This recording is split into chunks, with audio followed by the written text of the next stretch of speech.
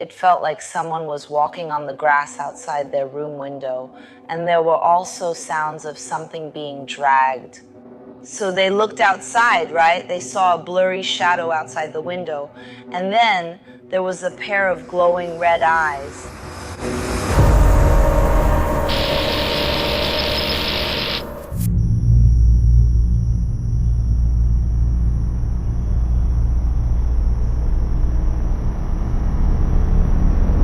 Welcome back to 0 Degree Space. It's been a while. Did you miss us? Did you? Yes. It's been a month since we last saw each other. That's a long time. Look at me. My voice is a bit hoarse today because I'm a little sick, but we still have to do this for you all. Because today is a very, very special episode. We're at a chalet in Changi. Today we're going to explore supernatural stories about Singapore's chalets. That's right. Have you ever stayed at a chalet? Yeah, I have. Have you ever stayed at a chalet? Yes, I have. Me too, but the last time I stayed at a chalet was when I was in Polytechnic. It's been quite a while for me too, but I believe that every viewer watching our show must have, at least once, gone to a chalet. But I think the new generation won't go. Okay, right. For the new generation, their version of a chalet is now a staycation, just spending a night at a hotel, that kind of staycation. The new generation is really wealthy. Yeah, they're different from us. Staying in a chalet used to be costly for us. But we're not that old, okay? I have to say, we're not that old, it's just that. But after 5 years, I feel like after another 5 years, it's like a whole new generation. I think after the pandemic, nobody goes to vacation homes anymore. Yeah, it's much less common now. Yeah. I remember going to the one at East Coast Park. Yeah. And also the one at Downtown East. Oh, I've been to those too, but when I got to Polytechnic, I had a bit more money. We always stayed in places with air conditioning. Wow. The chalet, it's the chalet, it's the chalet. It's not a hotel, but it's just... Vacation houses usually have all of these. That's right. Air conditioning. Look, we don't even have air conditioning right now. Yes, we do. Only in the rooms. Okay, there are also some outside the rooms. Okay. I am This one is a bit older. representing the West Side. I go to things like Home Team National Service Battle and Chevrons. Oh, okay, I've been to Home Team National Service, and Chevrons too. I've been there as well. The old chalets. Okay, I don't know about this side because I've never stayed here. It's more like the ones at Downtown East and East Coast Park. Most of the time, you'll hear a lot of noise. Yeah. There are aunties next door yelling and all that, so there are a lot of muffled noises, a lot of sounds. But here, maybe it's because their chalet is more like a villa. Because it's pretty big, there are 3 rooms, and yeah, the space is quite large. Maybe it's considered a villa. Yeah, the next villa is pretty far away. Yeah. Yes, you can see it, but it's not like the one at Downtown East, and... In the past, it was just separated by boards, so when you were having a barbecue together, you could still talk to them. Yeah. Can I get some beef tallow? We need some beef tallow. Yes. So back in the 80s and 90s, most people would go to vacation homes when they wanted to take a holiday. To rest, relax, things like that. Because the Singapore government and unions like the National Trades Union Congress, okay, they really recommend balancing work and life. Work-life balance is very important. We really have work-life balance in Singapore? Yes, it's because in the past, when work-life balance wasn't so balanced, they built vacation homes for these Singaporeans, especially for union members, because they would offer special discounts. My grandfather worked at PSA, the one by the sea. Is it called PSA? Sometimes they would also give out these vacation homes, like a vacation for your family members. Because it allowed Singaporeans to relax and unwind locally, even without going abroad. We know that vacation homes are usually either in the far east or in the far west, in very remote places, right? And these places are usually pretty quiet. But here in Changi, there's a bit of history. Changi used to be a site during World War II. That's right. So there's a lot of history, a lot of deaths happened here. So there are some supernatural events. And even the resorts here are said to be haunted. So now we are at the Changi Ferry Point Chalet. Okay, so do you know, back in the 1950s, the British Air Force built this place. They built this whole area, which is where our current chalet is located. And from the 1960s to the 1980s, it was usually a vacation spot for high-ranking officials and government employees. They would come here to relax and unwind. Also, do you know, Mr. Lee Kuan Yew used to live here too, you know? Holiday? Yes, he did live here for a while. In 1965, he lived at Changi Cottage. Was it for a holiday? No, he was living there. He stayed for a while. Wasn't 1965 our independence? Yes, that's the independence, because when Singapore and Malaysia separated, he stayed there for a while. Maybe, I'm not sure. During that time, he stayed there for a while. So now it has become a cultural heritage site. Cultural heritage? Yes, it's quite interesting, isn't it? It wasn't open to the public until after 1990. Oh. So before that, it was just like you said, used for things related to World War II. It was only after that that it was open to the public. Oh, so the government used it for a while before letting us enjoy it. Annoying. Annoying. All right, so we also know that when we usually go to a chalet, we hear a lot of different stories, like, wow, last time I went to that one, I think I heard some noises.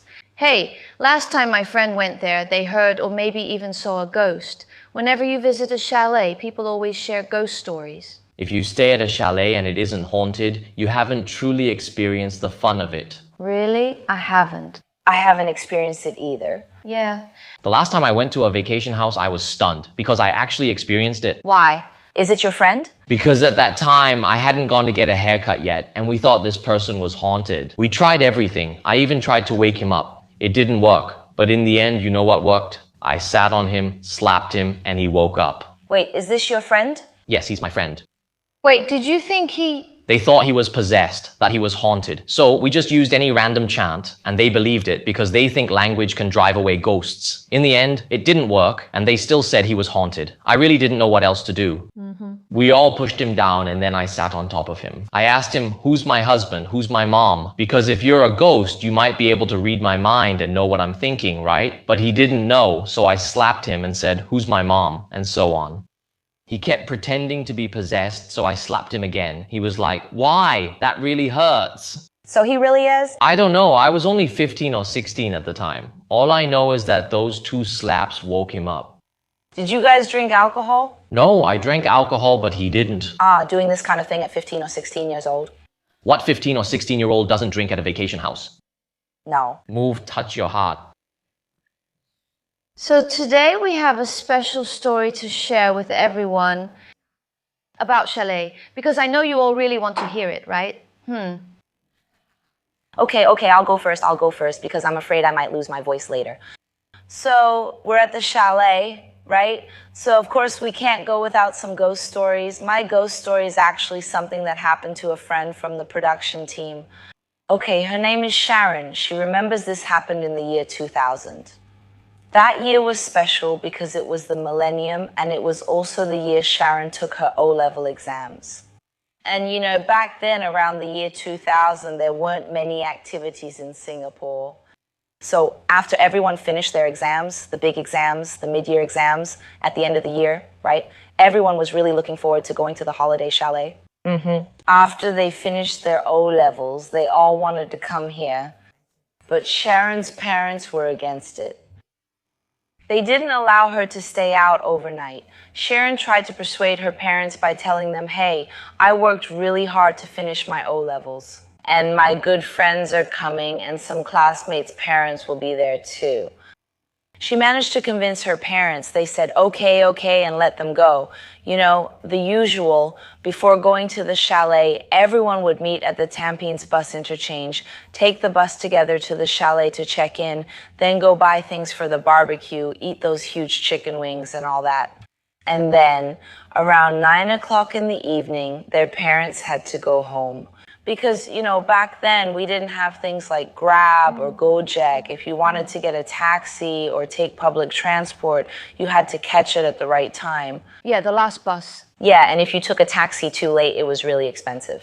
Yeah. So you had to wait until the morning to catch a taxi. Yes, yes, that's right. But the parents left a bit earlier because, it's in a pretty remote place, the chalet. It takes a while to walk out. So around 9 o'clock, they helped them pack up. Once everyone was settled in the chalet, the parents left. But there was an adult staying with them.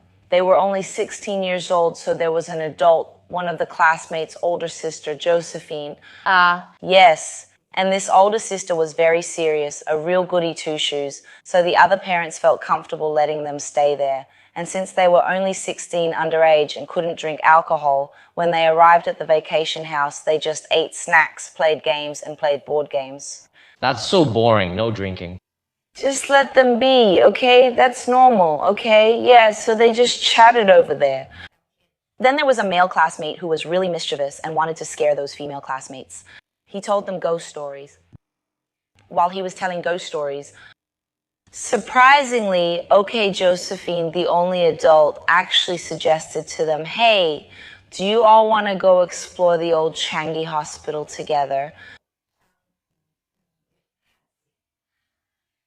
At that time, Sharon and their vacation house was a 20-minute walk from the old Changi hospital.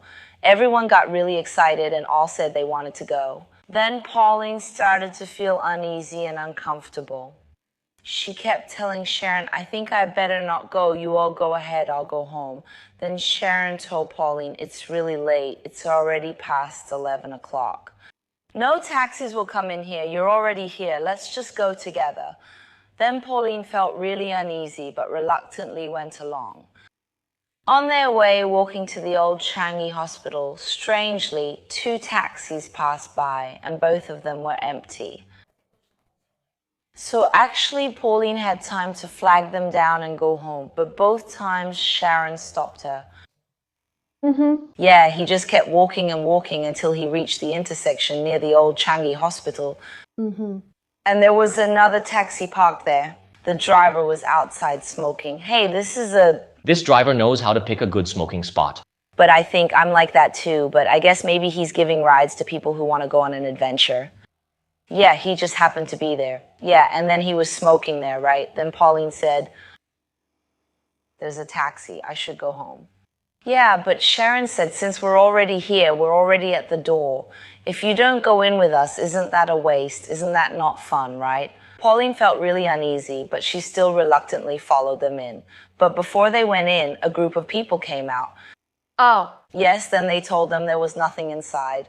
It was dark, run down, and completely empty. They went in, and then Pauline was okay. She still followed them inside. But when Pauline went in, right, the whole time she was holding on to Sharon really tightly, really tightly. Then Sharon said her hand really hurt here. Yeah, but Pauline was really scared. And after they finished exploring, right, everyone felt the same way. There was nothing there, nothing happened. It was just an old run-down building. By the time everyone got back to the vacation house, it was already very late, around 1:15 or 1:30 in the morning. Everyone was really tired, so they just went to bed without washing up. But Pauline and Sharon, they were still up. They hadn't gone to sleep yet. They were chatting, and then suddenly they felt like someone was walking on the grass outside their window. And there was also a sound like something being dragged. It was really strange, so they looked outside, right? And they saw a blurry shadow outside the window, a human figure. And there was also a pair of glowing red eyes. Yeah, both of them froze. They didn't dare to speak, didn't say anything, and didn't even dare to ask, like, did you see anything or whatever. Then suddenly both of them really just lay down on the bed together, their backs tensed up like this. There were a few seconds of silence, then Sharon said, I'll count to 3, and we'll close our eyes and go to sleep together, okay? She counted 1, 2, 3, and they closed their eyes like that. The next thing Sharon knew when she woke up, it was already morning. She looked around and saw that Pauline wasn't by her side. Where did she go? She went out to the living room to look, but she wasn't there. She saw Josephine, and Josephine said, oh, Pauline had a high fever this morning and went home. Her parents came to pick her up early and took her home. Sharon didn't think too much about it. That same night, she went to Pauline's house to visit her. Pauline said, "Oh, I've already seen a doctor. The doctor said it might be because I ate something unclean, or maybe the food wasn't cooked thoroughly during the barbecue, so I got food poisoning." But everyone ate the same food, yet only she got sick. After some time, Sharon heard, yeah, it was like she was sharing this story with someone, right? They went on an adventure. They asked how many people went, and she said, there were 7 of us. Then they said, you went to the old Changi hospital with an odd number of people. You should always go in even numbers to places like that. Also, have you ever heard the saying, good things come in threes? After thinking about it, Sharon remembered the saying, good things come in threes. At that time, they were in such a remote place. Pauline had 3 chances to go home. Oh. She didn't go home in any of those 3 taxis. And then it just so happened that she was the one who got sick, while everyone else was fine. Sharon felt like it was her fault that she brought trouble to Pauline, so she didn't dare mention this to Pauline. More than 10 years later, they had a class reunion, and they talked about the wonderful times they had at the vacation house after their O-level exams. Then they started talking about this incident, and Sharon asked Pauline, do you still remember what we saw that night? If you don't, then I think I must have been dreaming. Pauline told her, I'll never forget those red eyes looking at us. That wasn't a dream. So I think among the 7 of them, right, actually it can be anybody who gets sick. That's right. Isn't that right? But it just happened to be Pauline. Was it because she was really unlucky that day? No, I think it's because she didn't want to go anymore. Yeah, she was already scared herself. She was scared, that's one thing, and she wanted to go home, but it was Sharon who stopped her from going home. And then she had 3 chances to take a taxi home, but she just didn't seize the opportunity to go back, yeah. Yeah. Every time we watch a movie, isn't it always the bravest or the most scared who dies first, right? The bravest ones, they're the ones who mess around, knock things over, crash into things, and go around challenging all these supernatural things.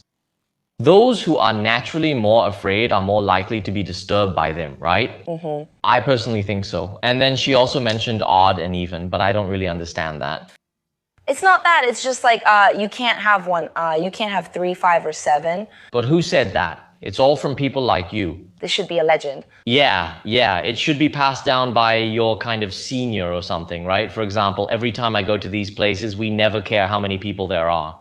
The main thing is, as she says, good things don't happen more than 3 times, right? It's probably best not to seek out good things. Isn't that more reasonable, right? But young people are curious. Young people are curious about a lot of things, just like Joey. If it were me, if I were scared, I definitely wouldn't go. Not afraid. Even if it's Sharon, if I were Sharon's friend, if I were Pauline, right? Yeah. If I were Pauline and Sharon kept stopping me from going home, I'd insist, no, I need to go home. If you don't let me, I won't be your friend. Yeah, you would do that. I know you would. But you can't force me. I keep hearing about odd and even, but I don't get where it comes from. Do you all actually believe in it? I think this kind of thing isn't about whether you believe it or not. After you hear it, it's better to believe it might be true. Yes, you feel better if you choose to believe it. And actually, I hear this one quite often. That's right. In our Buddhist teachings, there's actually nothing that talks about this. It's probably just a superstition among the older folks in our community. Yeah, it's just something people say, but it's not part of our Buddhist teachings. Unless I just haven't heard about it, because I've never heard of this before, and I've never asked my master about this question either. So I think there isn't such a thing. Oh, okay. I think these things don't exist. You can talk about whether they're true or not. Because you don't have it. It's science. It's just these theories being discussed, like, oh, you can't be odd, you can't be even number, things like that. It could be because you have some money. Maybe it's just... Right. Yeah, maybe these things are just what your elders told you, and if you know about these things, oh, you'll be more careful. If you're careful, then you'll feel better, you'll feel more at ease, and you won't be as scared. Yes. I've been around here lately. There was just a possession case. Yeah, someone was possessed. Possession. Just last Saturday, we went to film a show, and one of the crew members got possessed. He collapsed, and when it was over, he shook all over and nearly threw up. Did he roll his eyes? He didn't roll his eyes, but he just collapsed completely. No, he just collapsed. Then we dragged him to the car, and I wrote some spells for him. I wrote some scriptures on his head and wrote some words. Then I took some incense and wrote with it, and gave him some blessed water to drink. After that, I started burning joss paper. I told those good brothers to just take it and go, not to stay with me. Then when I was arranging the oranges and taking out the joss paper again, he woke up. After I finished all the rituals and gave him the blessed water to drink, when I went to get these oranges to arrange them, he woke up. Huh? First, they said his hands were very cold when they touched them, but after I finished, I touched him and his hands were warm. He was fine. But at that time, he kept vomiting. He was vomiting? Yes. Maybe because there are 7 of them. Poor thing. Is he okay now? He's okay now, he's okay now. I took him back to my shop, I have an altar there, and I gave him some talismans to eat, and then he was fine. But he told me that from the moment he collapsed, he was just half conscious, right? From when he collapsed to when we dragged him to the car, and then when I started writing those talisman characters on his head with blessed water, he didn't remember any of it. He only remembered when I started placing the oranges, which was after the ritual was done. That's when he remembered. Yeah, it was after he regained consciousness. That's right. He only remembered what happened after that. Then, after he regained consciousness, he kept telling me that someone kept telling him to go back there, to go back to that dark place. He said there was a girl who kept calling him to go. It was like when your friend says, hey, I need something, can you come down? That kind of emotional feeling, wanting to go down. He kept having this feeling, wanting to go back to that dark place. What if he goes? I don't know. And then the crew member next to him asked me, hey, he wants to go back. I just kept an eye on him. He wanted to go back, but of course we couldn't let him go back, right? He kept acting anxious and wanted to get off, and it was right around here. Around here? Besides, we weren't going on an adventure and we weren't doing anything paranormal like we usually do. We were just filming a regular show. Then this problem happened, which I didn't expect. Was it at night? At night. It was fine after that. Yeah, it was okay after that. Not far, but I think your crew will never forget that. He didn't, but after he was possessed, right? When I finished writing and moved my foot, his whole body relaxed. He didn't scream or anything like that. He just completely relaxed. So it was a very mild case of possession. Oh my God, and it was nearby. I think this crew, and also just now, Sharon's friend Pauline, right? They will always remember that place. And that feeling will definitely always be there. Because I don't know if you have personally experienced this. I haven't myself. But I mean, I don't know if you've heard about it or experienced it yourself, where a certain place leaves you with an unforgettable memory in your mind. Even after a long time has passed, you still remember very clearly what you saw and also your feelings, what you felt at that moment.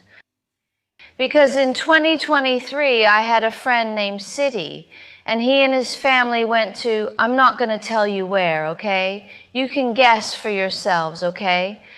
At that time, he and his family went to a villa and stayed there for one night. At that time, they went there to celebrate his older sister's birthday. So they rented the villa to have a little celebration and have some fun with his family and relatives. So at that time, they didn't feel anything bad or strange, but he remembers that feeling very clearly, and a series of very odd and unusual things happened. That day, when they went down to get ready to stay at the villa, it was in the afternoon. When they arrived at the villa, as soon as he got there, he felt that something was very strange, because the atmosphere just fell off. Because the villa they were assigned to was in a very remote corner, and behind that corner it seemed like the villa was surrounded, like it was surrounded by woods right next to the forest. When they got out of the car, his grandmother, who had been unusually quiet the whole way, suddenly told him and his sister, no matter what, if you see or hear anything, absolutely do not say it out loud. At that time, he and his sister just laughed and didn't take it seriously. They thought, oh, it's just another one of those superstitions from Malay elders. So they didn't take it to heart. After that, his grandmother very firmly repeated it again. Really, you have to listen carefully and don't say it out loud. After that, they moved their things into the villa and started preparing dinner, getting ready for the barbecue later. Everyone was very happy. One after another, his relatives all gradually arrived. By 6 in the evening, his mum realized there wasn't enough ice, so she told Siti, "Hey, go to the nearby market and buy some ice, then drive out and bring it back." At that time, when he walked out of the villa, he saw a very strange, messy table with an old Malay uncle sitting there. That old uncle was standing outside his villa, looking at his villa. At that time, Siti thought it was a bit strange, but she just walked past him anyway. When she walked past him, the old uncle turned around and asked Siti, "Are you living in this villa?" Siti said, "Yes, we are," very happily, yes. The old uncle replied to her, "You need to be careful. It's very lively here, especially the villa you're staying in." At that time, Siti just forced a smile and left anyway. After he finished buying the ice, when he went back to the villa, the old uncle was still standing outside their villa. The same place? The same place. But this time he wasn't watching the villa. He was watching the flowers and plants behind the villa. But when Siti came, Siti just, thought he was just a strange old man and didn't think too much about it. When they went inside, they started barbecuing and were laughing and having a good time there. While they were barbecuing outside the villa, suddenly this Malay old man seemed to appear out of thin air, like he just popped out of nowhere and slowly walked towards them.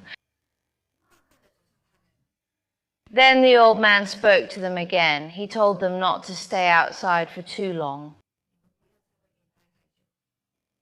Especially her. His finger was pointing at his sister. But they thought, wow, is this guy crazy or something? Just talking nonsense here. What is he even saying? But then the old man's next sentence scared them. The old man said, "There's a grave here." When they heard this, they were stunned. Like, why would this strange old man suddenly tell us there's a grave here? It's just so weird, these words. Their brother-in-law and uncle, who were nearby, heard this and quickly came over. They told Siti and her sister, "Okay, for your safety, you two go inside first, okay? We'll handle this old man." At that time, they said a few words to the old man, but no one knows what was said, okay? Later that night, nothing happened. Around 10 o'clock, everyone was in the villa, just hanging out, chatting, laughing, and watching television. Her brother-in-law started telling everyone, "Actually, I was planning to announce some good news earlier when we were having the barbecue outside. I wanted to tell you all that your sister is pregnant." But that Malay old man interrupted him. And he gave not three sentences, but 3 words. "Be careful."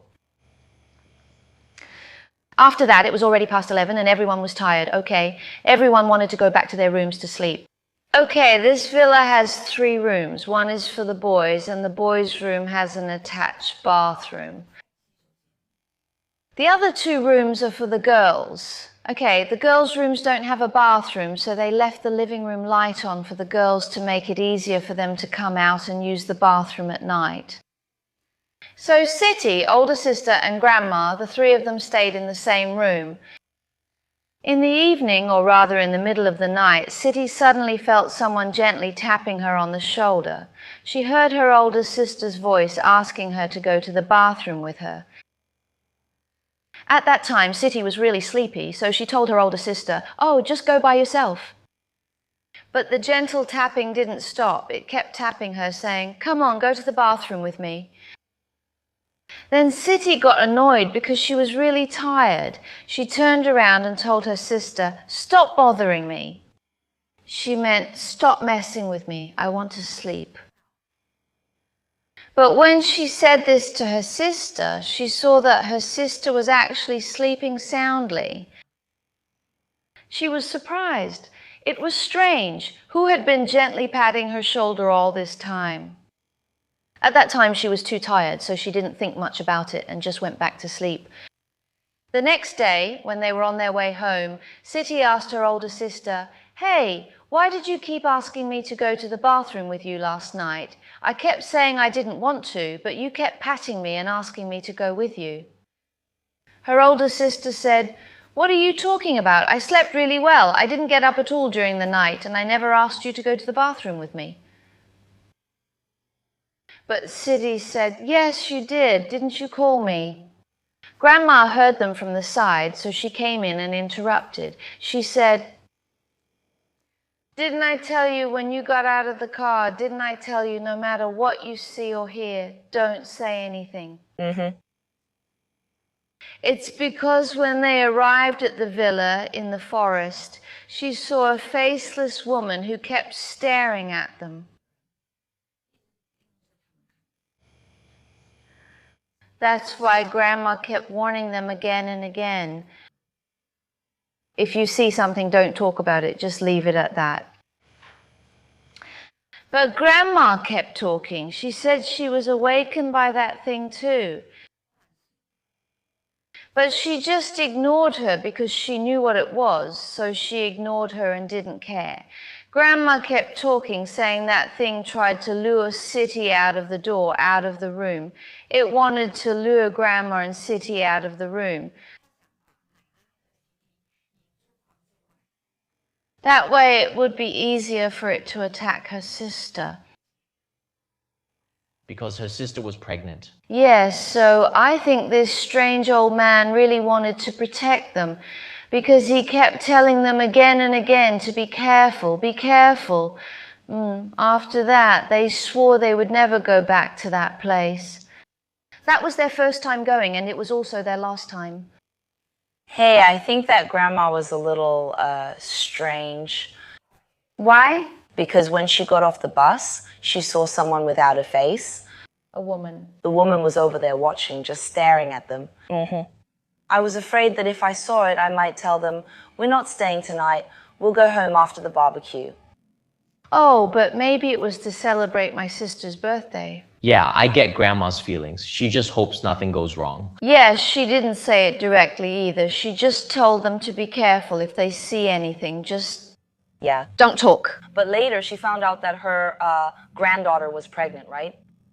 Even more so, I will say, don't risk it. Because it was already at night. They only found out about this news in the evening. She didn't know about it before. You still have to go home. You have to go home. Because at that time, when she was in that room, she also knew that thing kept trying to disturb them. Yeah, it just wanted to mess with them. So she was like, "Okay, I don't want to listen. I can't see. I'm sleeping. Don't bother me." That kind of attitude. So if you saw it yourself, would you still keep doing it? No, I wouldn't. Then yeah, you are at a different stage. You are at a different level. Maybe Grandma's someone who can see things. Because what I understand is that many of our elders, when they're at home, if I've heard that our Malay friends, many of their elders also know some spells for protection, or if there are spirits at home or something, they will invite them and worship them. It's like a spirit, something that protects the people in the house. Yes, yes, yes. Maybe your uncle was actually a spirit who appeared to protect them.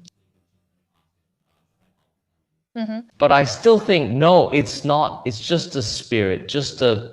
Oh, that old man. That old man, he might be, how do I explain Jing? It's like our guardian angel, something like that. Oh. It's a guardian spirit, a protective spirit here to protect you. It could be this, but personally, I feel that this old man is more likely to be a local caretaker, like a security guard. And he just happens to know the story here, so he'll tell you, "Hey, be careful, thank you." Okay.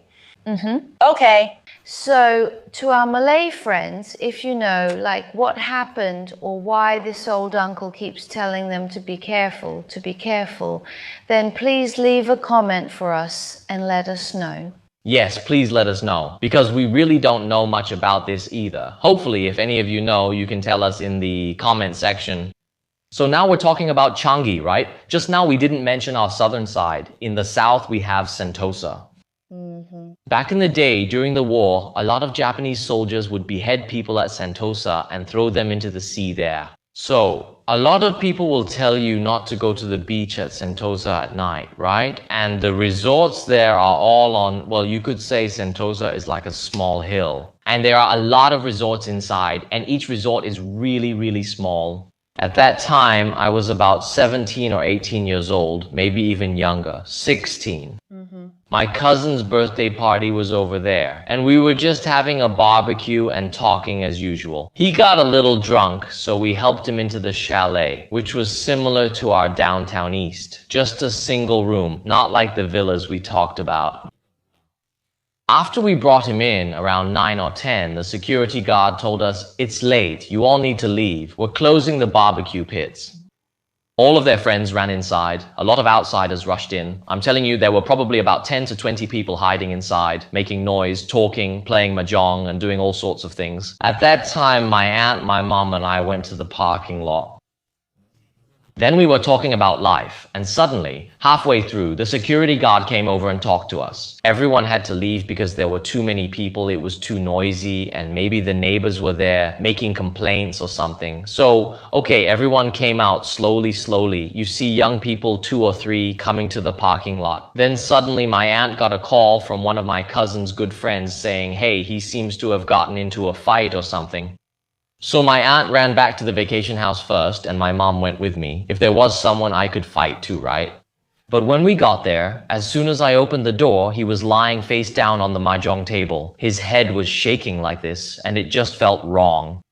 Then I saw it and immediately ran. When I looked, I pretty much knew what was going on. I ran out and told my mom, "Come on, let's go. It seems like he's possessed." Then I ran back, and after I got back, right, he was still on the table, and now he was shaking even worse. The best part is I got it on video.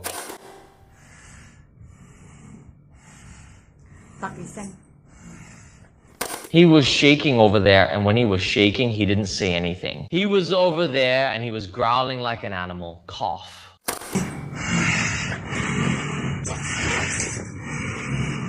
We were wondering what it was. Could it be a god? Because before, my cousin and their family used to worship at a temple. They worshipped at a temple. And then there was this idea of being possessed by a god. The possibility of spirit possession was in their minds, so it was possible for something like this to happen. So we were wondering if that was the case. And he was wearing something like a Thai Buddha amulet. So we wondered if it could be something like being possessed by a Buddha. Sometimes on important days, you'll see in Thailand, this kind of thing can happen. Then, since I know Thai, I spoke to him. I asked him, "What's your name?" I asked in Thai, "Hello, hi, what's your name?" There was no response. At that time, we didn't really understand the law very well, my mom and I. My mom wasn't a master yet, and I hadn't really joined the faith either. Then we prepared a bowl of blessed water and said that if this water was truly blessed, and if he was possessed by a spirit, giving it to him would wake him up. But he didn't wake up. That's when we knew this thing wasn't a god, it was evil, an evil spirit or something like that. So when we touched him, he got even more agitated. The table was pushed aside and he lay on the floor, his body shaking. Suddenly he crawled on the ground as if possessed by a tiger's spirit. He was lying flat on the ground, shaking his head back and forth. We were really nervous, just holding onto the pillows. We wondered if we should lift his head and made sure he didn't bite his tongue or hurt himself. We just wanted to keep him safe. The 4 of us, me, my mom, her friend, and his dad, all held down his arms and legs, and he wasn't very big either. Then the 4 of us held him down for 15 minutes, but we couldn't hold him for long. It was so exhausting. And my aunt was the strongest one. There's a video because my aunt recorded the whole time. Oh no. She said, "Hey, call the temple and ask them for help." There were 4 of us, and we were already exhausted after just 4 or 5 minutes. I was over there thinking, and suddenly I had an idea. Okay, if you're really strong right now, I don't care how strong you are. Back then, I was learning mixed martial arts, so I got behind him and choked him. So no matter how strong you are, I wrapped both my legs around your legs. If I put this on your hand, put it around your neck, you can't move, no matter how strong you are. So now I'm the only one. Yeah, I'm the one holding him down so everyone else can rest. He then called the temple staff, asking them to set up the altar and perform the ritual. So I kept holding him, and then he started to growl. I was really, really tired, and I was like, Mom, I'm so high, it's Mimi, if you dare, come at me, whatever, it's nothing. Whenever I thought he was strong, I'd pinch a tendon on him.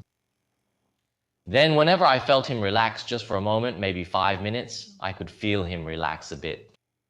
It was just right. I don't know if it was a coincidence or what. As he relaxed, my aunt said, Uncle is here. They invited a spiritual figure to come and support us. When she said Uncle came, a few, my friend and cousin, said, Brother, what are you doing? That hurts. Wow, I was so exhausted. We'd been fighting for 20 minutes. Then he got up. But he still kept his mind, how should I say it, his willpower wasn't there yet. It seemed like his will was starting to waver again.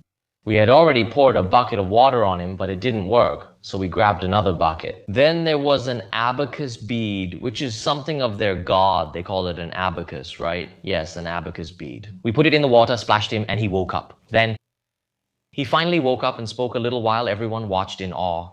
A fight that lasted 20-25 minutes. When you think about it, if you were drunk and causing trouble, would you cause trouble with your friends? You wouldn't cause trouble with people in our family. Besides, we are one family. If you were just drunk and making a scene, it wouldn't go on for 25 minutes, right?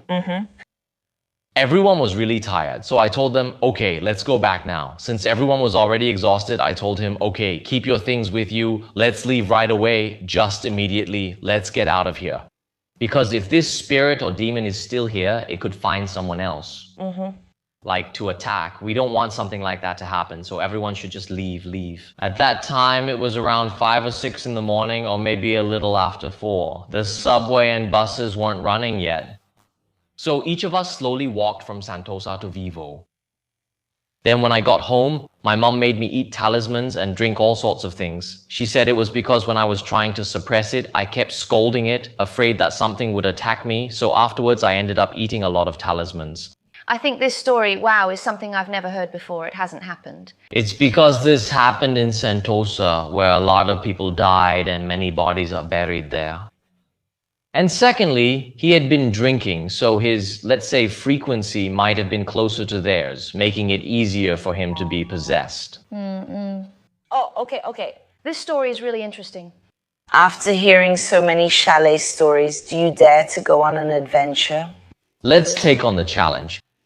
No challenge, it's just an adventure. No challenge. That's right, since we've already arrived at Changi, right? We can't just stay at the resort. We have to go out and explore, right? Right, but do you know where we're going to explore? I heard this place is pretty interesting. Let's talk more when we get there. Okay, let's go.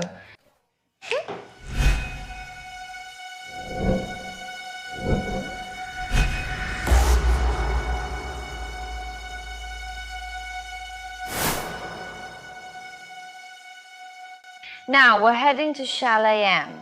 Yes, do you see the house I took a picture of? We just follow this road and then... I can see it. Yes, that's it. We can see it now. When we first arrived here, I felt like that house was calling out to me. Huh? In the past. When we married into the family and stayed there, it wasn't like this. It didn't feel like there was such a deep history. This is my second time here. As I mentioned, my first visit was for a possession case a bit further down this road. Oh. Huh, it was just around there. Less than 100 meters. Chalet M is right behind us in the back.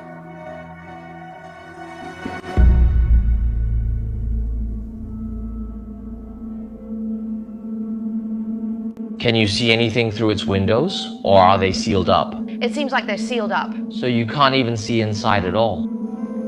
You really can see inside, and I feel, I don't know, but I have this image in my mind, like I might suddenly see something standing there.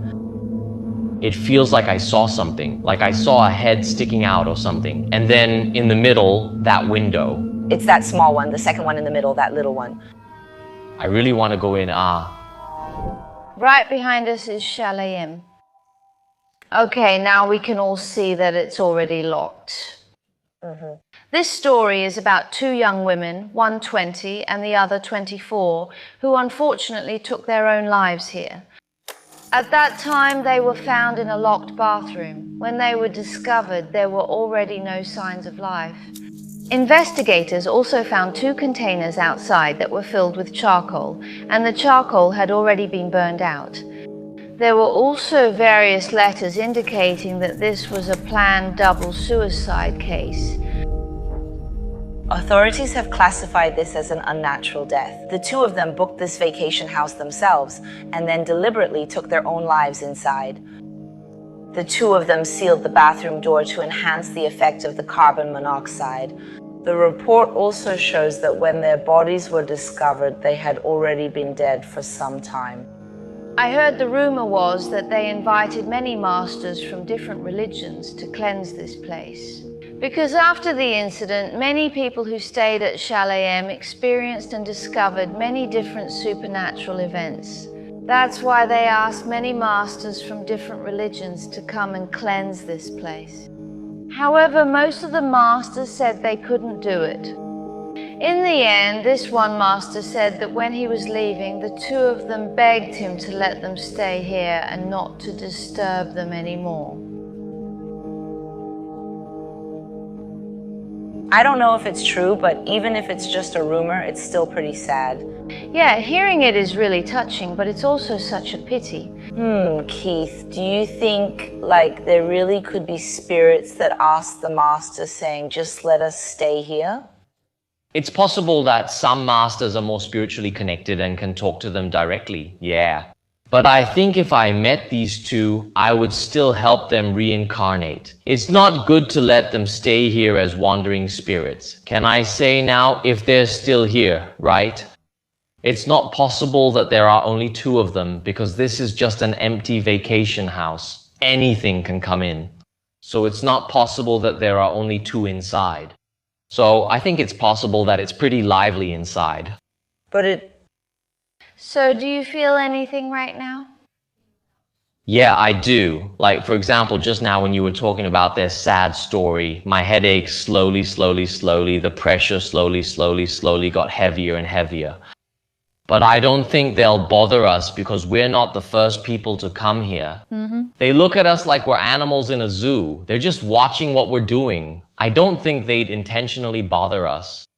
Is it okay if you, get a little closer and maybe use your dodge light to see if you can spot anything? Just now I heard it. I heard that girl's voice. But then our team in the back said it could have been a frog. I don't know if you guys heard a sound.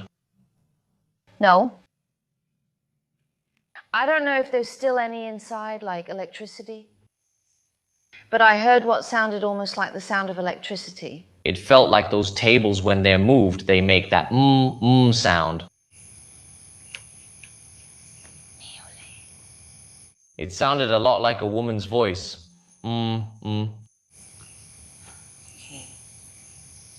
Let's not talk about how we feel. Let's just talk about our standard operating procedure. Look at this environment. Look at the history here. There are definitely more than 2 inside. But overall, the feeling I get here is that it's a bit unsafe. But I don't understand why I feel like they seem very peaceful, just very calm. Yes, it's exactly because it's too peaceful. Okay, yeah, right. Yeah. All right, they're inside, so let's not bother them. Okay. Thank you for watching 0 Degree Space. We really want to apologize to you. We stopped broadcasting for a month. How many? Our bi-weekly videos. So we hope you enjoy this episode about vacation homes. And now it's December, so a lot of people probably don't want to leave. Maybe. You have to be careful. The owner said it can fit 7 people, 9 people, or 5 people. You can test it yourselves, but hey, at your own risk. If anything happens, remember, it's okay. It's no problem if something happens. You just need to remember what happened and email your story to us. That's right. Instagram, TikTok, or Gmail us, yeah. Okay, thank you for watching 0 Space, and remember to like, subscribe, and also turn on the little bell. Bye. I have no sound now.